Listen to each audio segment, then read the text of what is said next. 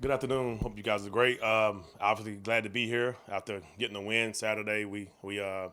Us as a football team, we felt like we had to dig deep and find a way to get a W. Proud of how the defensive guys finished the game and gave the Gamecocks an opportunity to run the clock out and get the W. It was awesome. So proud of how our guys played mature towards the end. They really, I mean, they brought it up themselves and said, let's go finish it. Let's make sure we find a way to get it done. Super proud of them. Any questions? Clayton, you've had DQ for 3 years. He's played a lot of football. Had a rough game Saturday. How was the conversation between you and him after that game this week? I mean, do you have to talk up a veteran like that after he has a bad game? To me, DQ had a bad couple plays. We always try to make sure we talk about bad plays. Just like saying, you have a bad morning, it don't mean you have a bad day in life. So he had a bad couple plays. That's not how we talk. Two plays don't make it a bad game. So he played well on the other plays. So his process of readiness for that game was on point. But we also try to speak in different terms. But we definitely want to keep his confidence up, want to keep him going. He's one of our best football players by far. He'll be ready to go this week. On the OD Fortune pick, what did you see on that play, and just how good did it feel to see how instinctive he was, kind of coming off the edge of the sideline there? The hitch, yep. Turnovers. One of our main themes on this defense is called put the ball down, PTBD. Whenever I'm doing my opening statements to the football team, I say, we don't care where the ball's put down. If it's on the 1, the 25, the 50, the 25, the plus 10 going in, we want to put the ball down. We want to go put fires out. We like firefighters. You never know when the alarm bell's going to ring. You have to slide down the pole and go get it. So I was proud of just the poise from the sideline. We all came together, say, all right, calm down, calm down. Obviously, there's frustration, but we got to put the ball down, put fires out. That's what we do.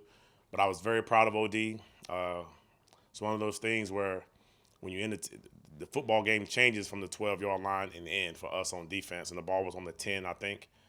And, that happens. What he did happens once every fall camp, once every spring. You'll normally say don't fall off on that because they're in the red zone. But they ran the route kind of low. Nick Ward did a great job of playing tight coverage on the guy to make the guy cut the 7 cut short. That gave OD a chance because obviously in the red zone they can't run a 25-yard route. So I thought Nick did a great job as well of slicing that guy, as we call it, so OD can fall off, and the quarterback threw it low.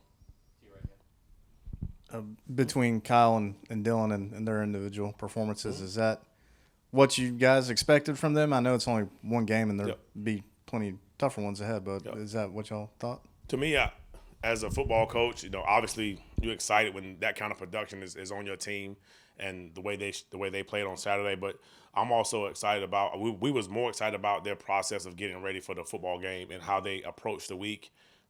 Regardless who you're playing, we always try to say we're playing nameless, faceless opponents. Regardless who you're playing, you got to approach the game every single way. You got to stay hungry. You have to stay. You're never satisfied. We want more. You know what I'm saying? But definitely impressive how they've done. I've seen those guys pass rush for 6 months. I've seen those moves. I've seen those guys get to those launch points, but it was nice to see it in the game and showcase to our folks. Shane was talking about the 2 explosive plays, kind of the only mishaps for the defense, or the biggest ones from your perspective. What did you see on those 2 plays? Yeah, 2 plays that if you keep saying ifs and all that stuff, ifs and buts, all that stuff. I wish, all those things, but yeah, it was two mistakes that's inexcusable, and me as the coordinator, I got to do a better job of making sure those things don't happen by repping them and putting our guys in position, because obviously the game could have went either way. I mean, you guys were there, I hope. The game can be either way, right? So it could have went either way, and those mistakes would have been part of the loss.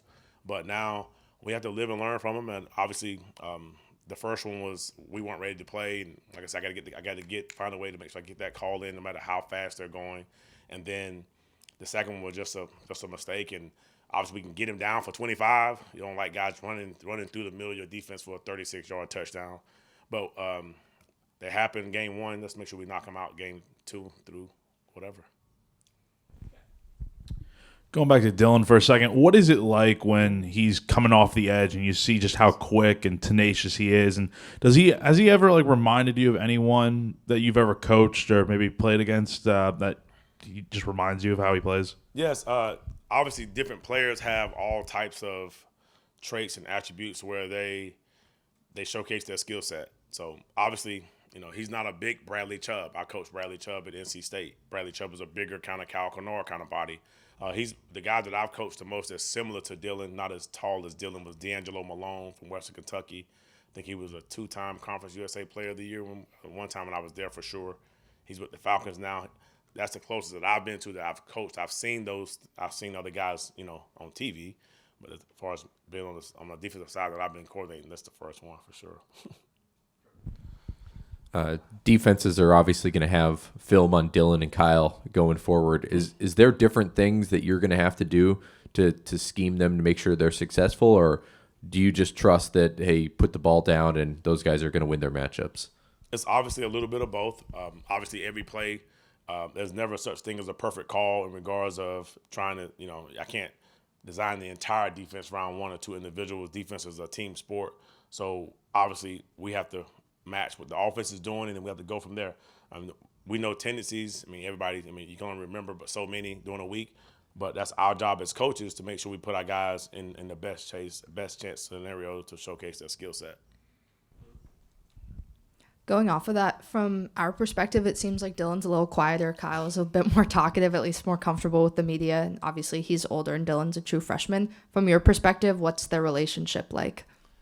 You know what? We had a team meeting earlier this spring, and Kyle basically talked to Dylan in front of the whole team. It was more like a open forum type of a meeting. Let's talk as a football team. And Kyle kind of was like, hey, man, basically, we wish we had the skill set that you have, but keep grinding. I'm pretty sure that meant a lot to Dylan. Just coming from an older guy as a freshman, just keep working hard. You have a chance to be great.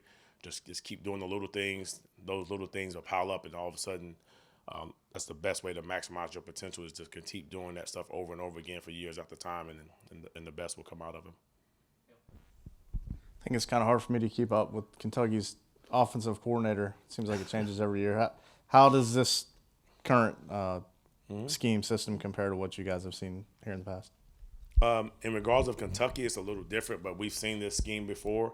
Obviously, like I said, I love doing a nice investigation on a new coach, seeing where he's been, who he knows, and this is my 22nd year of coaching, 21st in college, so I know a lot of guys. So just trying to get a good feel for the background and just get a good feel for the style of play and those kind of things. But it's similar to other offenses we play.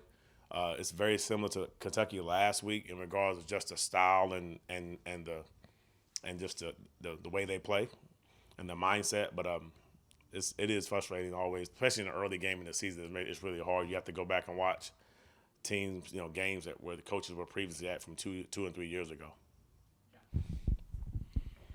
It seemed like y'all rotated defensively a fair amount, especially up front. Mm-hmm. I think Shane said he wanted maybe to rotate a little bit more. Were you happy with the rotation, or do you want to get a few more guys in for a few more snaps? And if so, where? I got you. So it's really up front is where most of our depth at between linebacker and front the edge group and the defensive tackle group.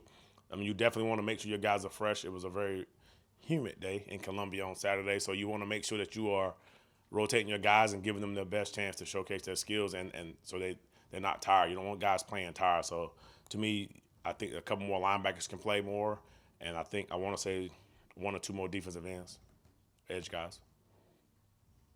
Any more questions, Coach? Thank you guys so much.